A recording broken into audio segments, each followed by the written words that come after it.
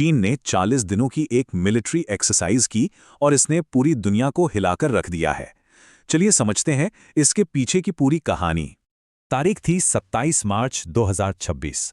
दुनिया का ध्यान कहीं और था और चीन ने चुपचाप अपनी चाल चल दी।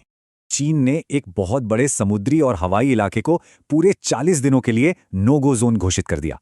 मतलब 2022 में जो 4 दिन की ड्रिल हुई थी, ये उससे कहीं ज्यादा बड़ी और खतरनाक है। तो सवाल ये उठता है कि बीजिंग ने इतने बड़े और भड़काऊ कदम के लिए यही वक्त क्यों चुना? टाइमिंग बहुत क्रिटिकल है। अमेरिका दूसरे जियोपॉलिटिकल संकटों में उलझा था और वॉशिंगटन में भी सब ठीक नहीं था। तो ये सिर्फ एक ड्रिल नहीं है, ये चीन की वॉर टाइम लॉजिस्टिक्स और ताकत का असली टेस्ट है।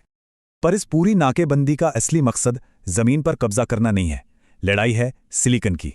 देखिए, दुनिया के 90% एडवांस्ड सेमीकंडक्टर चिप्स ताइवान की एक ही कंपनी TSMC बनाती है। हमारे आईफोन से लेकर फाइटर जेट्स और ब्रह्मोस जैसी मिसाइलों तक सब इन्हीं चिप्स पर चलते हैं। तो अगर इन चिप्स की सप्लाई रुकी तो समझिए पूरी दुनिया की टेक्नोलॉजी एक दशक पीछे चली जाएगी।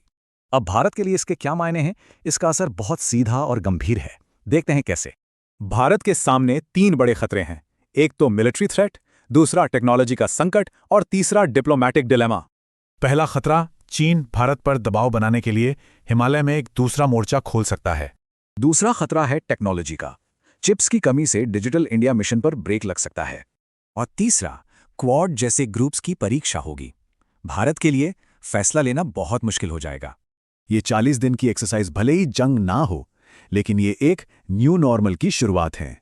चीन दुनिया को धीरे धीरे अपने कंट्रोल का आदी बना रहा है। ये उसकी एक सोची समझी चाल है। तो भारत को क्या करना चाहिए?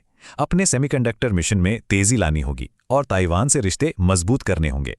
साफ है, ये घटना भारत और पूरी दुनिया के लिए एक बहुत बड़ा वेकअप कॉल है। असली सवाल ये नहीं है कि चीन क्या करेगा, सवाल ये है कि हम क्या करेंगे, क्योंकि इतिहास संकट को नजरअंदाज करने वालों को माफ नहीं करता।